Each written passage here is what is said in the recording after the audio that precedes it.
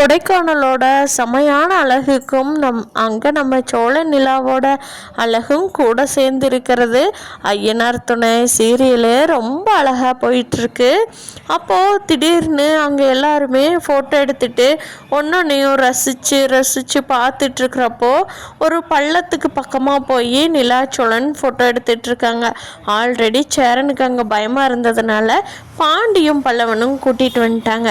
அப்போது ஃபோட்டோ எடுக்கும்போது கீழே ஒரு நல்லா நிற்கிறதுக்கு ஒரு பயங்கரமான சேஃப்டியான ஒரு பிளேஸ் இருக்கிறத பார்த்த சோழன் டக்குன்னு அதில் குதிச்சுட்டு ஐயோ நிலா என்னை காப்பாற்று அப்படிங்கிறாங்க. நிலாவுக்கு ஒரே பதட்டமாக இருந்தது. ஐயோ சோழன் சோழன் என்னாச்சு சோழன் சோழன் என்னாச்சு ஐயோ என்னாச்சு அப்படின்னு சொல்லி கத்துறாங்க. அப்போது பாண்டியும் பல்லவனும் ஓடி வந்து பார்த்துட்டு ஏங்க அவள் கீழே தாங்க நின்றுட்டுருக்கா பார்த்தீங்களா, உங்களுக்கு ஷாக் ட்ரீட்மெண்ட் கொடுக்குறான், அவன் போய் கீழே விழுகிறதாவது நம்மளையெல்லாம் பிடிச்சி கீழே தள்ளி விட்டுருவானுங்க, அவனாவது தாண்டதாவது, அவனுக்கு பயந்துட்டு இப்படி கத்துறீங்களே, டேய் மேலே அறிவாடா இங்கே ஸ்டெப்ஸு போகுது ஏங்க அதுவும் கூட பார்க்காம இப்படி கத்துறீங்களே அப்படின்னு பாண்டி சொல்லவும் பல்லவன் அண்ணி அண்ணன் உங்களை ரொம்ப ஏமாத்துது அண்ணி, பாருங்க இங்கே ஸ்டெப்ஸு தான் போகுது, கீழே நிற்கிறதுக்கு ஒரு பிளேஸ் இருக்குது, அதில் அழுங்காமல் அண்ணன் போயிட்டு நீங்கள் பார்க்காத நேரமாக அப்படி ஆக்ஷன் போட்டிருக்குது அண்ணி அப்படின்னு பல்லவன் சொல்ல சோழன் மேலேறி வந்துட்டுருக்காரு. அப்போ சோழனை பிடிச்சி அடின்னு அடிக்கிறாங்க நிலா. செல்லம்மா ஏய் சோழன் உனக்கு என்ன விளையாட்டாக இருக்கா, நான் எவ்வளோ பயந்துட்டேன் தெரியுமா, ஒரு நிமிஷத்தில் நானே குதிச்சாலும் குதிச்சிருப்பேன், அப்படி ஏதாவது சம்பாதிச்சிருந்தா என்ன சோழன் பண்ணுவீங்க அப்படின்னு சொல்லி நிலா கத்துறாங்க. அதுக்கு சோழன் ஹே நிலா அப்படிலாம் இல்லை நிலா, நான் சும்மா ஜஸ்ட் ஒரு ஃபன், அதுக்கு மேலே நீ அழுதுருந்தீங்கன்னா நானே மேலே ஏறி வந்திருப்பேன், சும்மா ஒரு குட்டி ஷாக் ட்ரீட்மெண்ட் கொடுக்கலான்னு கொடுத்தேன், நான் இல்லைன்னா நீ எப்படி அழுகுவேன்னு பார்த்தேன் அப்படிங்கிறாங்க. ஹே விளையாடுறக்கான இடமா எதட்டா இது, அதுவும் உயிரை வச்சுக்கிட்டா விளையாடுவேன் அப்படின்னு சொல்லி எனக்கு கோவம் வந்துடுது. இங்கே பாடுறா சோழா இதுவா முதலும் கடைசியமாக இருக்கணும், இனிமேல் இப்படி ஒரு விளையாட்டெல்லாம் விளையாண்ட பிடிச்சி நாங்களே கீழே தள்ளி விட்டுருவோமாமா அப்படிங்கிறாங்க. அண்ணே அண்ணே அண்ணே என்ன இவ்வளோ சீரியஸாக எடுத்துகிட்டு போகிறேன், நான் சும்மா விளையாட்டுக்கு தானே பண்ணினேன் அப்படின்னு சொல்லி சோழன் சொல்கிறாங்க. சரிடா இங்கே பார் இங்கே எல்லாத்துக்குமே சொல்கிறேன், இதுவே முதலும் கடைசியமாக இருக்கட்டு, இப்படி யாராவது விளையாடுறத பார்த்தேன் அவ்வளோதான் அப்படின்னு சொல்லவும் சேரன் கோவப்படுறத பார்த்துட்டு அண்ணே நீ தப்பு பண்ணினது சோழன்னு, அதை விட்டுட்டு எங்களையும் எதுக்குன்னு சேர்த்து திட்டுற அப்படின்னு சொல்லி பல்லவன் கேட்குறான். டேய் அடுத்து நீயும் இந்த சேட்டை பண்ணினாலும் பண்ணுவேன், பாண்டி தான்டா எனக்கு நம்பிக்கையாக இருக்குது, பாண்டி நிலாவும் இல்லைன்னா உங்கள் உடம்புலாம் வரவே மாட்டேன்டா நான் அப்படின்னு சொல்லி சேரன் சொல்கிறாங்க. உனக்கு பாண்டியும் உன் தங்கச்சியும் தான் உன்னை காப்பாற்றுவாங்க, டேய் நம்மளாம் பாருடா அண்ணன் எப்படி சொல்லுதுன்னு அப்படிங்க. ஆமாம் நீ பண்ணின வேலை அப்படி, அண்ணன் எப்படி நம்பும் அப்படின்னு சொல்லி பாண்டி சொல்கிறாங்க. சோழன் சரி சரி எல்லாரும் கூல் டவுன், நான் இனிமேல் இந்த விளையாட்டு பண்ண மாட்டேன், வாங்க இருக்கிற பிளேஸ் எல்லாம் பார்த்து கொஞ்சம் என்ஜாய் பண்ணுவோம் அப்படிங்கும்போது பல்லவனுக்கு டக்குன்னு காலு தட்டி விட்டுருது, கீழே உழுக போயிடுறாங்க, எட்டி பிடிச்சிடுறாங்க பாண்டி. அப்போது டே என்னடா அண்ணன் தட்டி விட்டுருச்சுண்ணே, சத்தியமா நான் எதுவும் பிளான்லாம் பண்ணலை, பாரு சமதளத்தில் போகும்போது நான் ஏதாவது ஆக்ஷன் பண்ணுவேனா அப்படின்னு கேட்கும். ஏப்பா நிலா எனக்கு ஒரு மாதிரி மனசுக்கு சங்கட்டமாக இருக்குது, ஏதோ தப்பாக படுற மாதிரியே ஒரு ஃபீல் ஆகுதுப்பா அப்படிங்கிறாங்க. அண்ணன் இவர் தானே இந்த சோழன் தானே வேணுன்னே பண்ணுவேனாரு, இதெல்லாம் சாதாரணமாக என்ன காட்டுக்குள்ளே நடக்கிறோம், மழை இத்தனை கல் மண் மரம்லாம் இருக்குது, இதில் தட்டி விடுறதுக்கெல்லாம் போய் இவ்வளோ இது யோசிக்க வேண்டாண்ணே, வாங்கண்ணே சில் பண்ணுவோம், வாங்க போய் உங்களுக்கு பிடிச்ச டீ குடிக்கலாமாண்ணே இல்லை ஐஸ்கிரீம் சாப்பிட்லாமா அப்படின்னு எல்லாம் கேட்கும். சரிப்பா ஏதோ ஒன்று சாப்பிட்டு ஒரு 10 நிமிஷம் ரிலாக்ஸ் ஆகிட்டு தான்ப்பா போகணும் அப்படிங்கிறாங்க.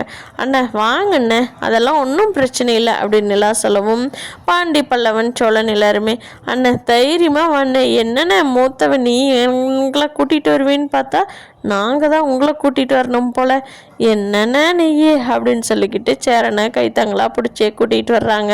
இப்போ பாண்டியோட ஃபோன் அடிச்சுட்டே இருக்கு, எடுத்து பார்க்கும்போது வானதி தான் கூப்பிட்றா. சரி இப்போது அண்ணன் இவ்வளோ பயமாக இருக்கிற நேரத்தில் நம்ம அண்ணனுக்கு ஆறுதல் சொல்லுவோம், அப்புறமா வானதி ஃபோனை அட்டன் பண்ணிக்கலாம் அப்படிங்கிறப்போ திருப்பியும் கூப்பிட்றாங்க வானதி.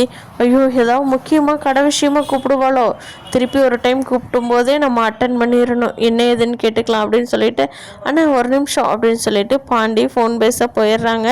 அப்போ சோழன் இவன் வேற அங்கே சென்னையில் இருந்துக்கிட்டே இங்கே கொடைக்கானல்ல இருந்து லவ் பண்ணிகிட்டு இருக்கிறான், அப்போ இவனுக்கு சீக்கிரம் கல்யாணத்தை பண்ணி வச்சிடணும். அந்த வானதி நொய்யின்னு இவனுக்கே ஃபோன் பண்ணி சரியான கடுப்பு ஏற்றுது. எப்படி தான் சார் வானதி வச்சு சமாளிக்கிறானோ அப்படின்னு பேசிக்கிட்டு வர்றாரு சோழன். அதுக்கு நல்லா இருந்துக்கிட்டு, ஏன் உங்களுக்கு என்ன பிரச்சனை? பாண்டியெல்லாம் ரொம்ப நல்ல பையன், அதனால் அவரெல்லாம் சமாளிச்சுக்குவார் அப்படிங்க. ஏய் நிலா, என்ன சொல்கிற? அப்போ என்னை கெட்டவன் சொல்கிறியா? சொல்லுவேன் நிலா, நீ சொல்லுவ அப்படின்னு சொல்லி ஓட்டிக்கிட்டு வர்றாங்க. பாண்டி ஃபோன் பேசும்போது, ஐயோ என்னாச்சு? அப்புறம் ஹாஸ்பிட்டல் போயாச்சா? நல்லா இருக்காங்களா அப்படின்னு சொல்லி ரொம்ப சீரியஸாக பேசுகிறத பார்த்துட்டு எல்லாருமே, டே பாண்டி என்னாச்சுடா அப்படின்னு சொல்லி சோழன் கேட்கவும், பாண்டி இருடா ஒரு நிமிஷம் இருடா அப்படின்னு சொல்லிட்டு அங்கே வானதியோடையே பேசிகிட்டு இருக்காங்க. சரி வானதி, நீ அங்கேயே பத்திரமா இரு, நாங்கள் இதான் இப்போவே உடனே ரூம் காலி பண்ணிவிட்டு கிளம்பி வந்துடுறோம். சரி வானதி, ரொம்ப தேங்க்ஸ் வானதி, நீ அப்படியே பார்த்துக்கோ. ஆமாம், அப்புறம் கடைக்கு அப்படிங்க. டே பாண்டி, நான் அப்பா இருக்க சொல்லியிருக்கேன்டா. இன்றைக்கி ஒரு நாள் ஆட்டோ ஓட்ட வேண்டான்னு சொல்லிட்டு அண்ணனையும் அப்பாவையும் வர சொல்லியிருக்கேன். அவங்க அங்கிளை பார்த்துக்குவாங்க. நான் மெடிக்கல் ஷாப் கிளம்புறேன்டா, கடையை சாத்தி வச்சுருக்கிறது நல்லா இருக்காதுல்ல, அங்கிளும் இப்போ நல்லா தான் இருக்காரு அப்படின்னு சொல்லிட்டு வானதி டீட்டெயில்ஸ் முழுசும் சொல்லிவிட்டு ஃபோனை வச்சுட்டு கிளம்பிடுறாங்க. வேகமாக ஓடி பாண்டி அங்கே நடந்தது என்னங்கிறத சொல்கிறாரு. டே வானதி, நம்ம வீட்டுக்கு போனாலாமாண்டா, நம்மளாம் வெளியில் வந்துட்டோம்ல, அப்பா சாப்பாட்டுக்கு என்ன பண்ணுவாருன்னு சொல்லி அவங்க அம்மாவை சமைச்சு கொடுக்க சொல்லி கொண்டுட்டு போனாலாமாண்டா. அங்கே போய் பார்க்கவும் அப்பா மயக்கமாகி கிடந்தாராம்மா. வானதி என்னதான் எழுப்பி பார்த்தாலும் அவர் எந்திரிக்கவே இல்லையா. அப்புறமா வானதி எல்லாம் தூக்கிட்டு போய் ஹாஸ்பிட்டலில் அட்மிட் பண்ணி சேர்த்திருக்காடா, அதை சொல்கிறதுக்கு தான் கூப்பிட்ருக்கா அப்படிங்க. சேரன் நிலா எல்லாம் பதறாங்க. ஐயோ என்னாச்சுன்னு. நிலா, அங்கிளுக்கு என்னாச்சு அப்படிங்கிறாங்க. சொல்கிறாங்க பதில், பாண்டி இப்படியெல்லாம் நடந்ததுன்னு சொல்லி. சேரன் சொல்கிறாரு, அவர் வெளியிலேயே சாப்பிட்டுட்டு இருந்திருப்பாருப்பா, நம்ம வீட்டில் இல்லையில்ல, அதனால் வெளி சாப்பாடே சாப்பிட அவருக்கு உடம்புக்கு ஒத்துக்கலைன்னு நினைக்கிறேன் அப்படிங்கிறாங்க. நிலா சொல்கிறாங்க, அவர் தண்ணி போட்டிருப்பாருன்னு, போட்டுட்டு சாப்பிடாம கொள்ளாமல் படுத்து தூங்கியிருப்பார், அதனால் ஏதாவது பிரச்சனை வந்திருக்கும். நம்மளன்னா அவர் பேச்சை யாரும் கேட்கவே மாட்டாரே அப்படின்னு சொல்லி நிலா, சேரன், சோழன், பாண்டி, பல்லவன் எல்லாருமே சரி வாங்க, பேசிகிட்டே இருக்க வேண்டாம், அவர் அங்கே முடியாமல் கிடக்கிறாரு, நம்மளுக்கு இங்கே டூர் வேண்டாம், என்ன ஈவினிங் கிளம்பலான் இருந்தது, இப்போயே கிளம்புறோம் அவ்வளோதான் அப்படின்னு சொல்லவும் சோழனும் வாடா போகலாம் அப்படின்னு சொல்லி நிலாவும் வாங்க சீக்கிரமாக போகலாம் அப்படின்னு சொல்லிட்டு ரூம் வக்கேட் பண்ண போயிருக்காங்க. அப்போது வானதிக்கு நிலா ஃபோன் பண்ணுறாங்க. நிலா, வானதி பேசுகிறாங்க. அக்கா சொல்லுங்கக்கா, அங்கிள் இப்போ எப்படி இருக்காங்க நிலா? பரவாயில்லங்கக்கா, ஒன்றும் பெருசாக பயக்கிறதுக்கெல்லாம் எதுவும் இல்லை, கரெக்டாக சாப்பிட்லையாமாங்க்கா, அதனால தான் மயக்கம் கீழே விழுந்திருக்காரு. பரவாயில்ல, கரெக்ட் டைம் பார்த்துட்டீங்க. சாப்பாடு சாப்பிடாம மயக்கம் கீழே விழுந்தவங்க ரொம்ப நேரம் அப்படியே இருந்தாங்கன்னா அவங்களோட உயிருக்கே உத்தரவாதம் கொடுக்க முடியாதுன்னு டாக்டர் சொல்கிறாங்கக்கா அப்படின்னு சொல்லவும், பரவாயில்ல வானதி, நீ அங்கிள் கூடயே இருக்க முடியுமா நாங்கள் வர வரைக்கும் அப்படின்னு சொல்லி நிலா கேட்குறாங்க. அக்கா இருக்க முடியும், நான் முடிஞ்ச வரைக்கும் இருக்கிறேன், ஏதாவது அவசரம்னா மட்டும் மெடிக்கல் ஷாப் போயிடுவேன், நான் அப்பாவை வர சொல்லியிருக்கேங்க்கா, அவர் எந்நேரம் இங்கே தான் இருப்பார் அப்படின்னு சொல்லுவோம். ரொம்ப தேங்க்ஸ் வானதி, அங்கிளை நாங்கள் வர வரைக்கும் மட்டும் கொஞ்சம் பத்திரமா பார்த்துக்கங்க அப்படிங்கிறாங்க. சரிங்கக்கா, ஒன்றும் பிரச்சனை இல்லை, நாங்கள் பார்த்துக்குறோம் அப்படிங்கிறாங்க. வானதி, நான் சொல்கிறது புரியும்னு நினைக்கிறேன், கொஞ்சம் பத்திரமா பார்த்துக்குங்க அப்படிங்க. கண்டிப்பாங்கக்கா, நீங்கள் கிளம்பி வாங்க, ஒன்றும் அவசரம் இல்லை, அவர் நல்லா இருக்கார், நீங்கள் கிளம்பி வாங்க அப்படின்னு சொல்லி வானதி அவ்வளோ பொறுப்பாக பேசி ஃபோனை வைக்கிறாங்க.